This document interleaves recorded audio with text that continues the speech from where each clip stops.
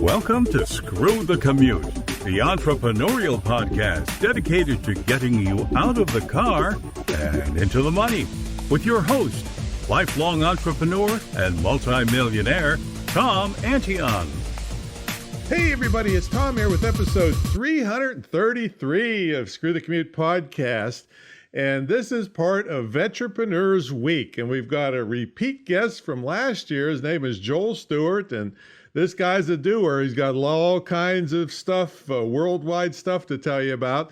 He's an expert in franchising, and people all over the world are asking him for his advice on stuff. So we'll get to him in a moment.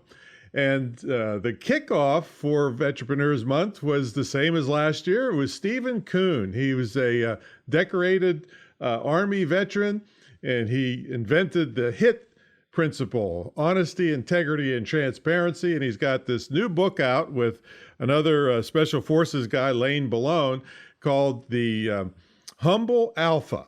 And so it's going crazy with sales. So make sure you don't miss that episode 332. Now, grab a copy of our automation ebook. If you don't, I think you're crazy. It saved me, just one of the tips has saved me 7.5 million keystrokes over the years.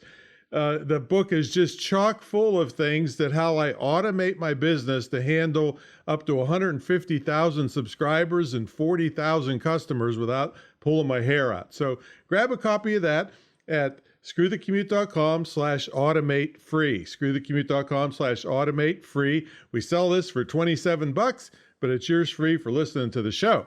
And while you're at it, grab a copy of our podcast app at screwthecommute.com/app. That's APP. And it does all kinds of cool stuff on your cell phone and tablet. We've got video and screen captures to show you how to use all the fancy features. Now, I know everybody's still freaking out about this pandemic, but I'm not, and my students are not, because we have been selling online. And people call me up that have known me 20 years. Hey, Tom, you okay with this pandemic? And I'm like, what? I've been sitting in this house for 26 years. I don't know what's going on out in the real world other than I can still sell around the world because I know how to do it. And so that's what we have formalized in my school, which is the only licensed dedicated internet marketing school in the country, probably the world. And it teaches these hardcore skills. Within a few months, students can be making money while they're still in school, because every business on the face of the earth needs internet presence and needs shopping carts and email marketing and chat bots and all the things that go into online sales. So check that out at imtcva.org. And a little bit later, I'll tell you how you can get a scholarship that you can either use yourself or give to a loved one. And I'll tell you what, one guy had spent 80 grand on his college education for his daughter. She had a crappy job when she got out. Now she's making $6,000 a month after 4 months in the school just as a side hustle.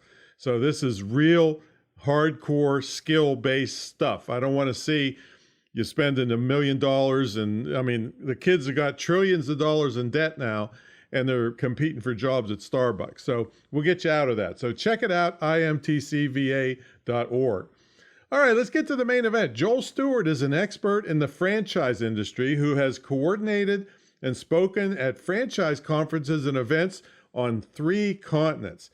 Most recently, he's focusing his efforts on building an investment group to back veteran franchise startups. And we love our veterans around here. Anything we can do to help is great. And he's coordinating a franchise event for Discover America Week in the GCC. That's the Gulf Cooperative Council. And he's got a book coming out. We're going to hear all about that. Joel, are you ready to screw the commute? Why, yes, I am. Oh, good for you. Thanks for asking. Yeah, man, it's been over a year. We had the Vetrepreneurs Week last September. We're doing it again this year, and just had to have you back because you're doing so much in the past year. So tell them a little bit about what's going on since last we talked. Oh, yeah, so much. That's been going on over the last year since we last talked. I think the big event was a literal circumnavigating of the globe. I put together 3 different franchising events, one in Oman, one in Bahrain, and one in Thailand. And I left east out of New York, and I came into New York from the west, flying out of Korea. So Yeah. I went in 2.5 weeks. I did these events Oh and my God. went all Jet the way lag. around the world. So it was really an incredible experience. Uh, and then what are some other ones? Another big thing is the Vetrepreneur tribe. This is Vetrepreneur month. They asked me to be their franchise expert. So I've been trying to create value there. I recently did a 4-week series on the franchise discovery process. So it took me like, I don't know, probably over an hour spread out over multiple Facebook Lives to go through everything involved with starting a franchise from A to Z.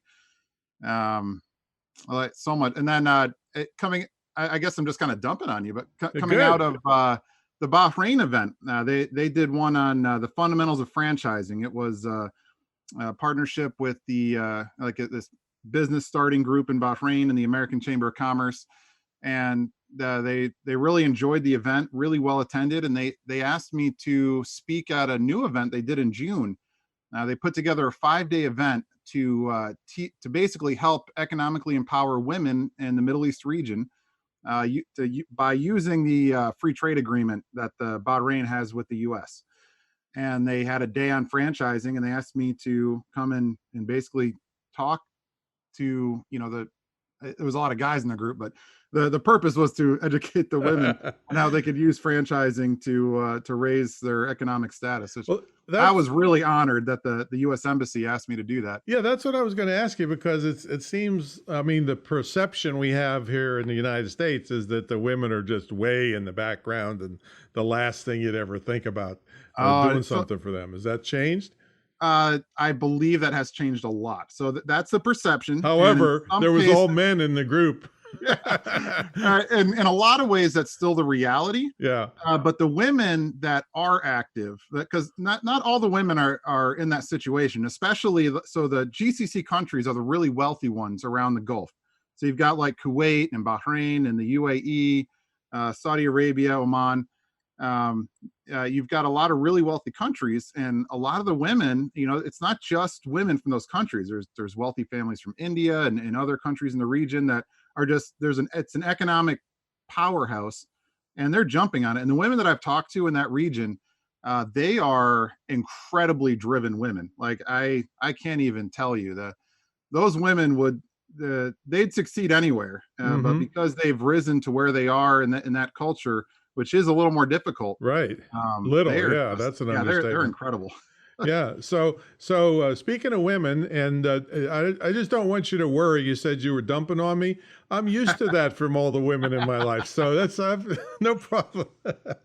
So tell us a little bit about actually the nuts and bolts of doing business outside of the U.S. in those kind of countries. Did you have to get certain visas to get there? Did you have to get shots? Do you not drink the water? What is it all? Well, in some cases it's more difficult, and in other ways it's kind of easy. So I'll use Oman for example. In Oman, every business has to have an Omani partner, unless you're from the United States. So if you're from the United States, it's one of the only countries. I'm not sure if it's the only country, but if there are other, it's very few that get the exemption. Wow. So if you're from the United States, it's the only way you can actually own your own business in Oman without an Omani partner. Are there a lot of people that do it?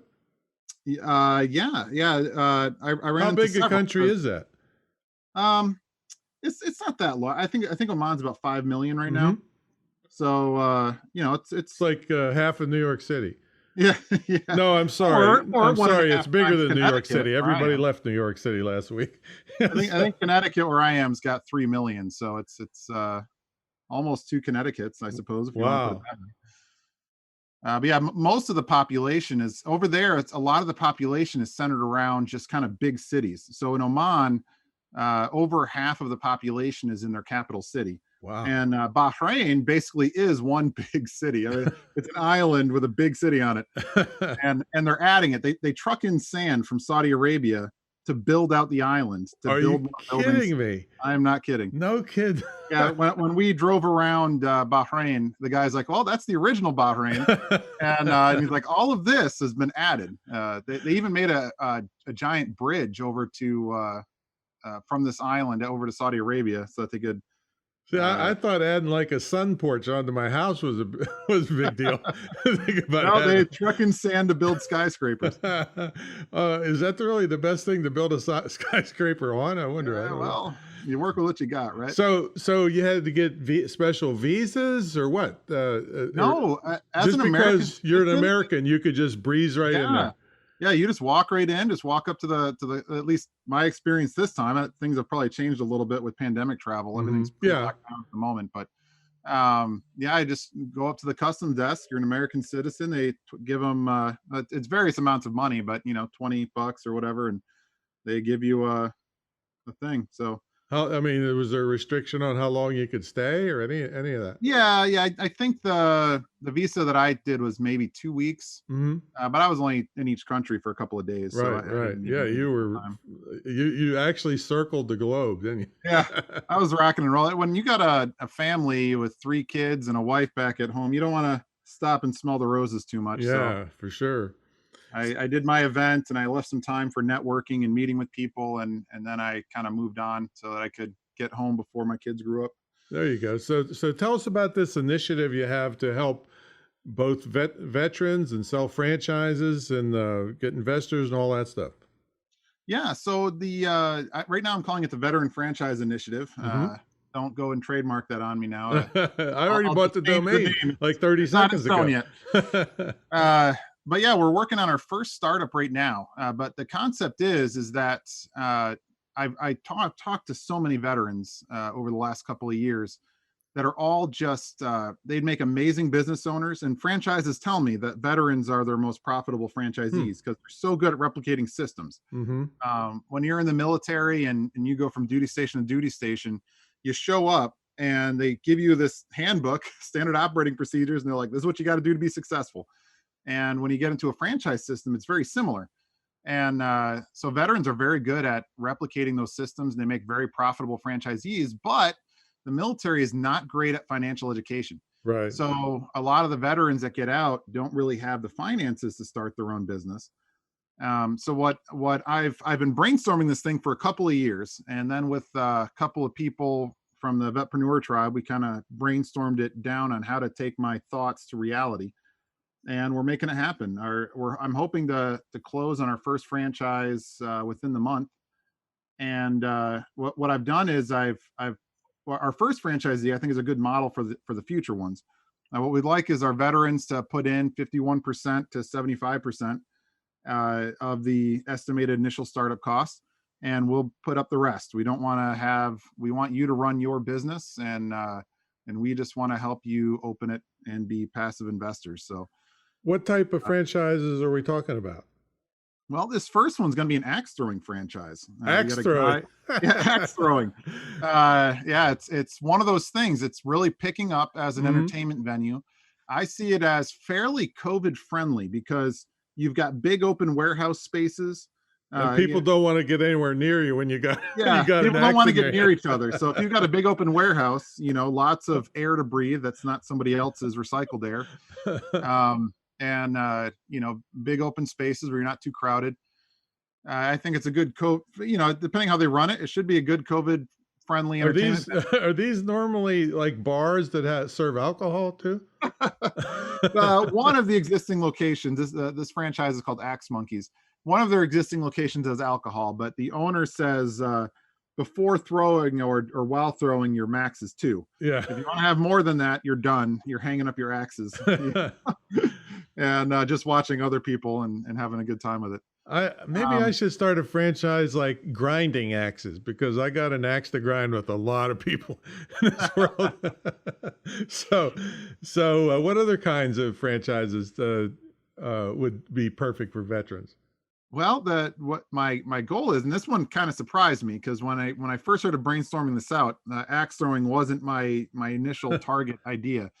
But no, the ones that I'd be looking to start right now are probably in the home services space. anything that allows people to use their homes. So you've been in your home for 26 years, as you said at the Well, beginning of the actually show. 44 years. 44 years. Yeah, I've been But doing. most people, especially the overworked ones that were going to work 60, 80 hours a Right. week, that really would like to screw the commute. Well, now a lot of them are stuck in their house. Right. And they're like, wow, I've never spent this much time in my house in my life, and I've lived here 20 years. Right. Exactly. So now that they're actually using their house, there's a lot of things that are much more difficult to live with. Or they might Like want to their use the spouse, yard. because divorces are going crazy. I don't have a divorce law firm franchise. Sorry. But what I do have is, if you want to spend more time outside, there's pest control. There's a really unique one that does niche for basically screening in stuff. Screen Mobile. They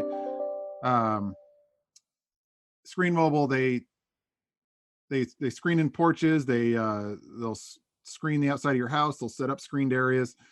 So that allows you to use your outside area even when you got bugs. Oh, yeah. Architect or Concrete Craft are some great ones that they do really custom work so that you can create beautiful outside patios and living areas.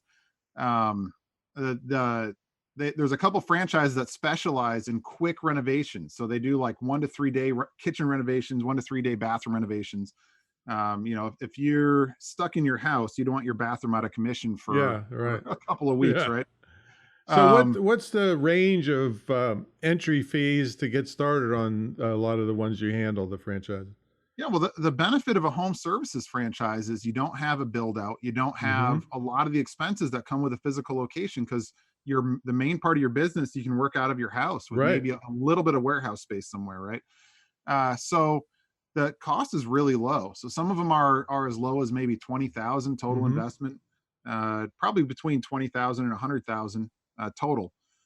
So, and that's, you take a McDonald's, it's what, $2 million plus 40% has to be in cash, and it's, you'd be sleeping in the bathroom. I'd never do any good. I'd eat up all the profits. Yeah, there's a wide range of franchise investments. So there's a lot of these ones that do home services, and a lot of the argument against the home services franchise is, well, the barrier to entry is low. Like, I can go out and get certified in pest control. I can go out and start a handyman business. But one of the things I like to highlight is, let's just take landscaping, for instance. Everywhere you go, you'll see, B&D landscaping, S&T, T&R, every two-digit syllable in the alphabet. And it's a couple of guys with a truck and some lawnmowers. But do they know how to build a 7-figure landscaping business? There's a franchise out there, the Ground Guys. Some of their top franchisees are pulling in multiple 7 figures. According to their franchise disclosure document, legal disclaimer. Right. So like, when you're working with a partner that knows how to build a 7-figure landscaping business, that's much different than you trying to figure it out yourself. And you end up pulling in maybe 60, 100,000 by working your butt off the whole year. Yeah. And you might as well just get a job. Yeah. Might as well just get a job, right? To get There's a lot more freedom working for yourself. There's definitely perks. But. Yeah. No question about that. That's preaching to the choir there, but how now, if you're going to invest in a veteran, do you have some type of vetting process? Because, we love veterans, revere them, but some of them may not, be cut out for this, even though they want to. And, there's been a lot of PTSD and a lot of turmoil in the veteran community on returning from war. So how do you know that the veteran is really right for getting into a business? Well, there'll be an interview process. I've got a franchise specific behavioral assessment that I use called the Franchise Navigator. And that gives me it's kind of like, you've ever heard of like the DISC profile or the Myers-Briggs. It's kind of like those, but it's geared towards a franchise value base, because people are going to be more satisfied and happy doing what they're doing if it matches their value system. So this specific one is more about matching your value system with what you're doing so that you're satisfied doing it. But it also has high performer profiles on out there for probably 100 or more different franchises. And so I'll also get notified if they hit a high performer profile. And so that would definitely be something that we could take a second look at if that happens. Then we can do background checks, and we can do an interview process. But what I'd like to really see is I'd like to see, them talk about what they did in their military service. If they're a senior enlisted guy, if they're E7 or above, or if they're kind of a senior officer and they've shown that they've got leadership, if they've shown that that they can handle an organization, you're just taking them from one thing where they know where, they look at a standard operating procedures, best practices, and they go and they implement it, to another thing we're doing the exact same thing. So I mostly want to see what they did during their military service, and just see what, and if that kind of organizational leadership is in their experience, they're already head and shoulders above most civilians that would be trying to open a franchise. Do you have anything that would be appropriate for disabled veterans? Yeah, it's kind of funny, is you'd mentioned the book that I'm working on right now. It's not quite out, but the book I'm writing now, The Value Equation, which is my working title, is actually it's a sequel, or prequel, I should say, to a book I started writing and realized that I need a background book first. So I started writing a book that I called Defeating Disability, and it focused on using entrepreneurship to overcome physical disabilities, because employers might look at someone who's disabled and say, well, this person can't do the X, Y, and Z, so they're not a good fit for organization. Whereas entrepreneurship, you look at what you can do, not what you can't do. You say, these are my skills. How can the market use my skills? And so I was going to write a book about that, and I realized there's actually a book that needed to come before that. So the short answer is yes. There's a lot of franchises out there that can work very well with people who are disabled, and there are a lot of disabled military veterans. Because with a franchise, you're either leading the organization or you're picking your place in the organization. So if it's going to end up being a larger organization, you're going to be leading it, and you can lead an organization from your couch if you get the right people in place. If you hire the right people, maybe not from your couch, but without doing a whole lot, without going out. You could do it from your wheelchair. I mean, you can do it from your wheelchair. Exactly. Absolutely. And I'll tell you, folks, you got to really listen to this guy, because this is what the military does for you. It builds confidence, because who writes the sequel first of a of a movie or a book, right? That's confidence right there, man. Yeah. Well, so anyway, so that's kind of the thing on there, is that, and then there are some organizations, some franchises, which are smaller. You only need like 3 or 4 people, and they just say to their owners, pick one out of 4 spots in the organization and hire the other 3. So yeah, there's a lot of flexibility there, and it's perfect because I work with about 600 franchisors, but there's thousands of them out there. And if you've got, for almost any disability, I'm not going to say any disability, but for almost any disability, there's a franchise out there that will fit your skill set and what you're looking to do. And there are some that are even very passive friendly, where you don't even have to be active in the day-to-day business. But that would require a larger upfront investment, because you're not going to be able to do the management yourself. All right. Now, is there some rating system for franchisors? Because there's been a lot of, fly-by-night franchises too. So how do you protect the veterans from that? Well, that's part of what I do. So the main thing I do as a franchise consultant is I work with people that want to start a business. They may not know specifically which one, but they know they don't want to do what they're doing anymore. And they want to get into a business. So I look at franchises. I go through the franchise disclosure documents with them. I advise them on the validation and go through the process. Some franchisors are bad, and you want to avoid them. And there's ways that you can kind of make sure you don't. We talked about that last time. I think it was episode 185. We talked about some of the kind of warning signs you could look at. And I don't want to go through all of that again, but it's episode 185. I believe. Yeah, great. But what was the question again? Was avoiding the bad ones. So, avoiding bad ones. So I go through and I try to make sure that that we're not picking a bad one. But the second phase of it is not every franchise is right for every person. So that's where the behavioral matching comes into play. And that's where a lot of the chemistry, like I tell people when they go to their discovery days, you need to make sure that you've got good chemistry with those people. You're getting into a long-term contract. It's very similar to getting into a marriage. It's a contractual relationship. It's going to last 10 plus years probably. make sure you enjoy it. I bring up the example of this one guy who's a franchise owner. I don't want to mention which one. But we were on a virtual networking call, and he was talking about one of his franchisees that was really struggling, and the guy was complaining about how he couldn't make the system work and he couldn't make any sales. And the guy was just so over the top. He was like, yeah, I got my team down there. We did it. We implemented our system with our team. 3 weeks, 50 grand in sales, 50 grand. That's huge. And it's like, some people, that brings out the best in them. But a lot of people like myself, like I would have a horrible experience working with that type of franchisor. Right.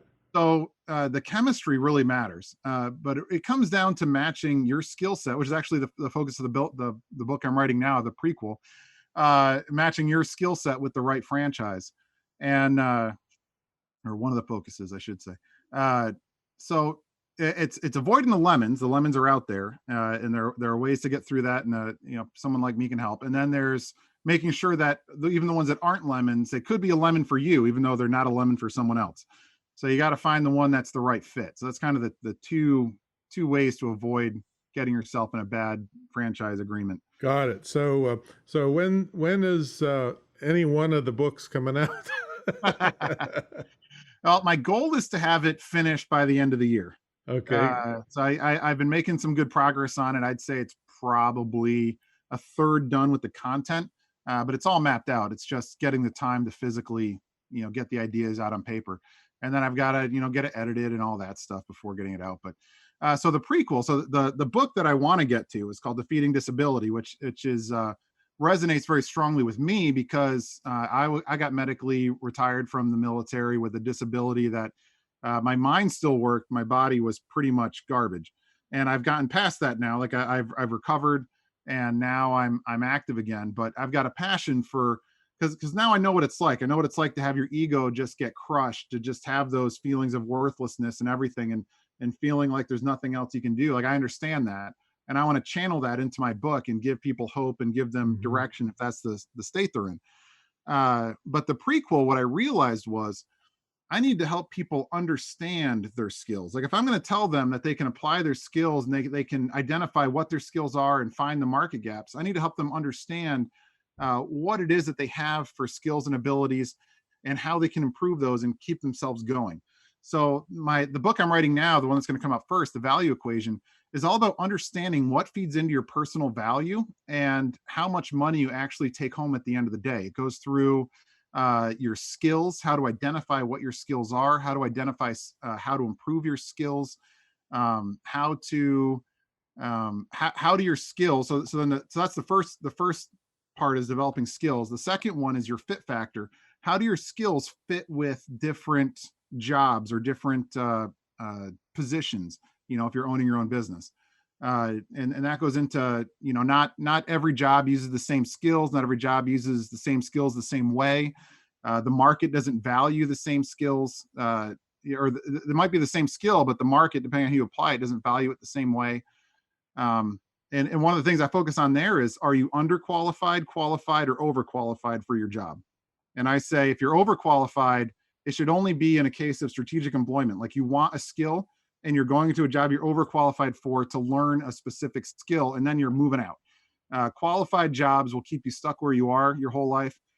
Gunning for jobs you're underqualified for is the best way to utilize employment to leap forward, as long as you're not misrepresenting yourself. Right. Because if you're motivated, people will pay you, even if you're underqualified. They'll train you with what to do if they think that you're a motivated individual that's going to, become somebody important. Yeah, I'd rather have attitude than skills a lot of times. Yeah, you can teach skills. So that's I call that fit factor. And then there's profit sharing, and that's where I get into employment versus owning your own business versus getting a partnership or a franchise business. But one of the bigger things I focus on there is understanding your role as an employee, how a business values you, and if you look at your life, like if you look at your life as an entrepreneurial venture, what you're bringing to an employer is they are plugging you into their value system. So for instance, I looked at a major American company in 2018. They made $60 billion in profits. They had, a couple 100,000 employees, and their average employee made made about 125,000 a year, but their average profit per employee was 600,000. So each one of those employees, on average, was generating 600,000 in profits for the company, but they're only realizing 120,000 of that. So they are jumping onto this company's value making system to make 120,000 when their total market potential of what they bring to the table is 600,000. If they could replicate what that company was doing and work for themselves as a business owner, they could be seeing 5 times that amount of money. So an employment is a money-making thing that you plug yourself into, but you're only getting about 20% of the money that you're bringing to the market, plus or minus. Whereas if you're owning your own business, you can realize 100%. And if you're working with a partner, 50, 40, or a franchise, maybe 70% of the money that you're making. It's a really complicated system to go, and it kind of puts employment on its head, saying that that you're yourself as an entrepreneur and you're sacrificing 80% of your money generation to go work for somebody else. But I think it really highlights the value of your own business and understanding your own value. Then it goes into perceived value. How do people perceive you, and how does that affect the money you make? So if you're a cashier working for, in the lowest wage job, if you go out there and you're like, oh, let's organize some employees to talk about best practices and try to improve our own performance, you show that kind of initiative, the business is going to value you more than the other cashiers. They're going to be willing to give you a raise over the other cashiers because you're creating a perceived value. The company is perceiving your value more than the other cashiers. And that idea of perception is huge. It feeds into everything that we do, every part of our lives, from networking groups to whether or not we can ask for a higher starting salary, or whether or not a client chooses us over a competitor. All of that is wrapped into how we are perceived. And if you're actively out there engaging and improving your perception, you're going to end up increasing the amount of value or the amount of money that you take home every week. All this stuff is going to be in your book? Yeah. Yeah. Well, you better get busy. People need I this, know, man. right? What's wrong? I know. And then the last part is courage. So it doesn't matter if you have the greatest perceived value in the world, if you ask for that raise, because if you don't ask for it, they're probably not going to give it to you. They might if they're like an aggressive company, but or a company that really focuses on trying to retain employees. But if you don't have the courage to go for that job that you're underqualified for, if you don't have the courage to apply for that raise or try to negotiate a higher starting salary, chances are you're not going to get it.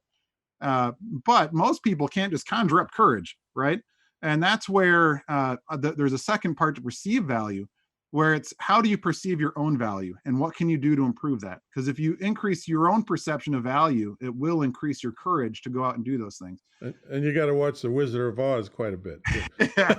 Well, anyway, once I get all of these things flushed out as a base, I think you just flushed them out. Just take the darn recording that you just spit out and put it in the book, and let's go, man. Yeah. So how do they get in touch with you? Now, they don't have to be a veteran to get in touch with you about a franchise, right? No.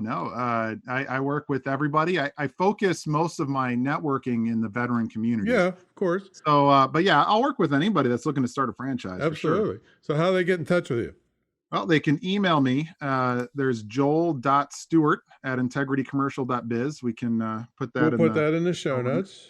You can also follow me on Facebook or LinkedIn. Joel Stewart MBA, I believe, is my handle for both of those. And yeah, I look forward to talking with anybody. Absolutely. Any of these things. I'm more than happy to talk. I give people free advice more than I give people paid advice.